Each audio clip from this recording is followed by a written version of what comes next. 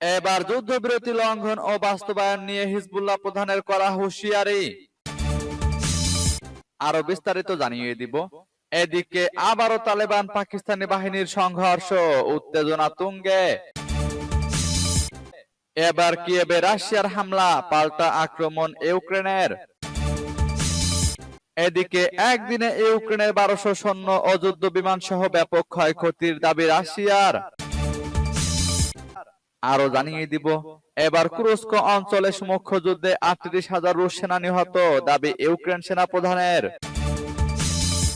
এদিকে 24 ঘন্টায় 71 জন ফিলিস্তিনিকে হত্যা করেছে ইসরায়েল।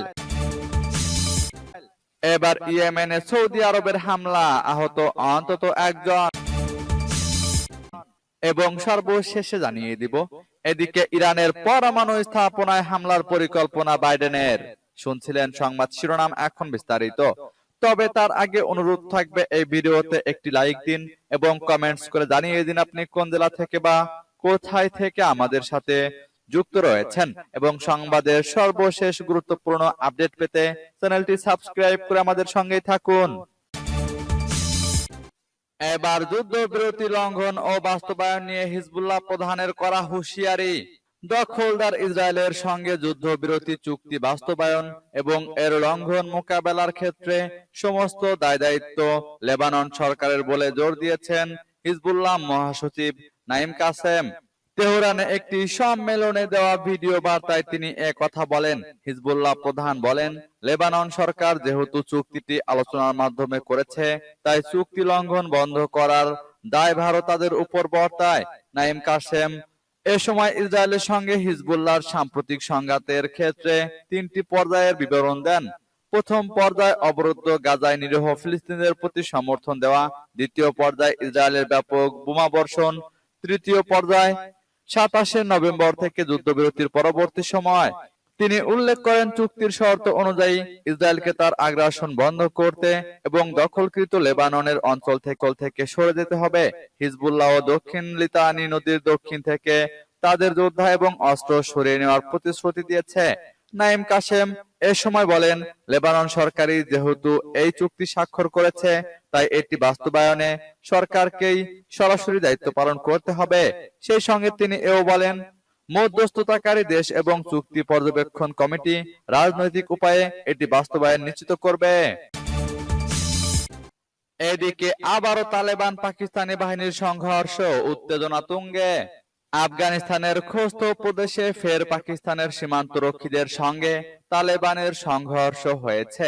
এতে ওই অঞ্চলে চরম উত্তেজনা বিরাজ করছে। শুক্রবার খামা প্রেসের অনলাইন প্রতিবেদনে এই তথ্য জানানো হয়েছে। সূত্রের বরাত দিয়ে খামা প্রেস বলছে, খোস্ত প্রদেশের আলী শের এবং জাজিয়া ময়দান জেলায় তালেবান বাহিনী ও পাকিস্তান সীমান্তরক্ষীদের সংঘর্ষ হয়েছে। এসব অঞ্চল বিতর্কিত ডুরান্ট লাইনে অবস্থিত।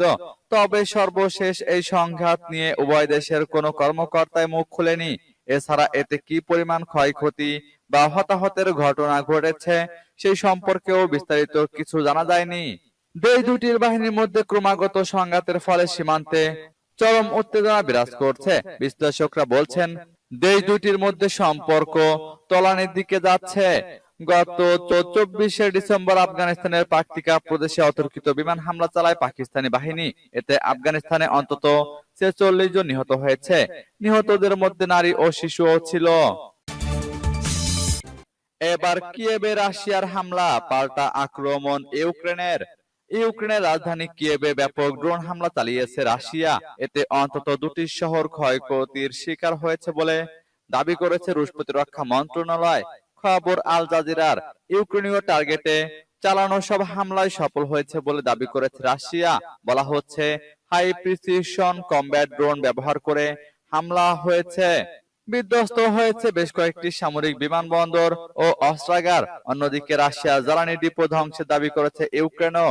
স্মোলেনস্ক অঞ্চলে ডিপোটিকে লক্ষ্য করে চালানো হয় বিমান হামলা। ঘটে ব্যাপক বিস্ফোরণ, ধরে যায় আগুনও। কিয়েভের মেয়র ভিতালি ক্লিচকো জানান, রাশিয়ার আক্রমণ প্রতিহত করেছে ইউক্রেনের বিমান প্রতিরক্ষা ব্যবস্থা। ধ্বংসাবশেষ থেকে ব্যক্তিগত ভবনগুলোতে আগুন ছড়িয়েছে। ইউক্রেনের সেনাবাহিনী বলছে, গত বছর রাশিয়ার প্রায় 1300 মিসাইল 11,000-এর বেশি ড্রোন ও প্রায় অর্ধশত যুদ্ধ বিমান ধ্বংস করেছে তারা। এদিকে একদিনে ইউক্রেনের 1200 সৈন্য ও যুদ্ধ বিমান সহ ব্যাপক ক্ষয়ক্ষতির দাবি রাশিয়ার। গত 24 ঘন্টায় সংঘর্ষে ইউক্রেনের 1200 জন সৈন্য নিহত, একটি Su-27 যুদ্ধ বিমান এবং 6টি হাইমার্স রকেট ও 97টি ড্রোন ধ্বংস করার দাবি করেছে রাশিয়া। বৃহস্পতিবার রুশ প্রতিরক্ষা মন্ত্রণালয়ের এক বিবৃতিতে এ দাবি করা হয়। বিবৃতিতে বলা হয়েছে, রুশ বিমান প্রতিরক্ষা ব্যবস্থাগুলো ইউক্রেনীয় বিমান বাহিনীর একটি Su-27 যুদ্ধ বিমান, 6টি মার্কিন নির্মিত হাইমার্স রকেট এবং 97টি নির্দিষ্ট উইং ড্রোন ধ্বংস করেছে। ব্যাটল গ্রুপ ওয়েস্ট, দোনেৎস্ক এবং খার্কিভ অঞ্চলে 2টি ইউক্রেনীয় মেকানাইজড ব্রিগেড এবং 3টি টেরিটোরিয়াল ডিফেন্স ব্রিগেডকে আঘাত করেছে। এতে ইউক্রেনের 460 জন সৈন্য নিহত, 3টি সাঁজোয়া যান, 4টি পিকআপ, একাধিক আর্টিলারি ক্ষয়ক্ষতি হয়েছে। ব্যাটল গ্রুপ ইস্ট, দোনেৎস্ক অঞ্চলে সুবিধাজনক অবস্থানে পৌঁছে ইউক্রেনীয় সেনাদের পরাজিত করেছে। এতে 160 জন ইউক্রেনীয় সৈন্য নিহত এবং একটি HMM-WV সাঁজোয়া যান, 2টি আর্টিলারি ধ্বংস হয়েছে। এবার কুরস্ক অঞ্চলে সম্মুখ যুদ্ধে 38,000 সেনা নিহত, দাবি ইউক্রেন সেনা প্রধানের। গত বছরে আগস্টের শুরুর দিকে সীমান্তবর্তী রাশিয়ার কুরস্ক অঞ্চলে স্থল অভিযান শুরু করেছিল ইউক্রেন। এরপরই সেখানে বড় ধরনের পাল্টা অভিযান শুরু করে রাশিয়া। ইউক্রেনের সেনাপ্রধান আলেকজান্ডার সিরস্কি বলেছেন, কুরস্ক অঞ্চলে সম্মুখ যুদ্ধে এখন পর্যন্ত 38,000 রুশ সেনা নিহত এবং 1,000-এর বেশি সামরিক সরঞ্জাম ধ্বংস করেছে। বুধবার এক প্রতিবেদনে এই খবর দিয়েছে দ্য কিয়েভ ইন্ডিপেন্ডেন্ট। সম্প্রতি ইউক্রেনের সেনাপ্রধান সিরস্কি রাশিয়ার কুরস্ক অঞ্চল পরিদর্শন করেছেন। সেনা সদস্যের উদ্দেশ্যে সেনাপ্রধান বলেন, ইউক্রেনের আগ্রাসনের সময় রাশিয়ান সামরিক বাহিনীর 700 জনেরও বেশি সেনা সদস্যকে বন্দী করা হয়েছে। সিরস্কি বলেন, আমরা হানাদারদের ধ্বংস করতে থাকব। কে রাশিয়ান বা কে উত্তর কোরিয়ার পাসপোর্টধারী তাতে কিছু যায় আসে না, যুদ্ধ চলতেই থাকবে। এদিকে 24 ঘন্টায় 71 জন ফিলিস্তিনিকে হত্যা করেছে ইসরায়েল। ফিলিস্তিনের অবরুদ্ধ গাজায় ইসরায়েলের হামলায় গত 24 ঘন্টায় কমপক্ষে 71 জন নিহত হয়েছেন। যুদ্ধবিরতির আলোচনার মধ্যে গাজাবাসীর উপর বর্বর সামরিক হামলা চালিয়ে যাচ্ছে ইসরায়েল। শুক্রবার এক প্রতিবেদনে এ খবর দিয়েছে আল জাজিরা। গাজার সরকারি মিডিয়া অফিস এক বিবৃতিতে বলেছে, ইসরায়েল গত 24 ঘন্টায় 34টি বিমান হামলা চালিয়ে ফিলিস্তিন জুড়ে 71 জন বেসামরিক নাগরিককে হত্যা করেছে। ফিলিস্তিনি মানবাধিকার গোষ্ঠী আল হক বলেছে, গাজায় ইসরায়েলের জোরপূর্বক উচ্ছেদের আদেশ তথা কথিত মানবিক নিরাপদ অঞ্চল একটি প্রতারণা। এটি গাজার জনসংখ্যার উপর আক্রমণের সুবিধার্থে নির্ধারণ করা হয়েছে। জাতিসংঘ গাজার হাসপাতালগুলোকে লক্ষ্যবস্তু করার নিন্দা জানিয়ে বলেছে, চিকিৎসা সেবার উপর সামরিক আক্রমণ এবং অনুপ্রবেশ সীমাবদ্ধ হওয়া উচিত। টানা প্রায় 14 মাসের বেশি সময় ধরে ফিলিস্তিনের অবরুদ্ধ গাজা ভূখণ্ডে হামলা চালাচ্ছে ইসরায়েলি সেনাবাহিনী। তাদের এই বর্বরতায় নিহত হয়েছেন 45,581 জন। নিহতদের বেশিরভাগই নারী ও শিশু। এছাড়া আহত হয়েছেন আরো 1,08,438 জন। এবার ইয়েমেনে সৌদি আরবের হামলা, আহত অন্তত 1 জন। ইয়েমেনের একটি সীমান্ত অঞ্চলকে লক্ষ্য করে হামলা চালিয়েছে সৌদি আরব। এতে অন্তত 1 জন ইয়েমেনি নাগরিক আহত হয়েছেন। বৃহস্পতিবার সন্ধ্যায় সৌদি আরব ইয়েমেনের একটি সীমান্ত অঞ্চলকে লক্ষ্য করে হামলা চালিয়েছে। খবর মেহের নিউজের। প্রাথমিক রিপোর্ট অনুযায়ী অন্তত 1 জন ইয়েমেনি নাগরিক আহত হয়েছেন। এর আগে মঙ্গলবার আরব সূত্র জানিয়েছে, ইয়েমেনের সৌদি সেনাবাহিনীর হামলায় 1 জন ইয়েমেনি নাগরিক নিহত এবং 1 জন আফ্রিকান শরণার্থী আহত হয়েছেন। এদিকে ইরানের পরমাণু স্থাপনায় হামলার পরিকল্পনা বাইডেনের। ক্ষমতার শেষ সময়ে এসে বিদায়ী মার্কিন প্রেসিডেন্ট জো বাইডেন ইরানে পারমাণবিক হামলার প্রস্তুতি নিচ্ছে, এমনটাই দাবি করেছে মার্কিন সংবাদ মাধ্যম অ্যাক্সিওস।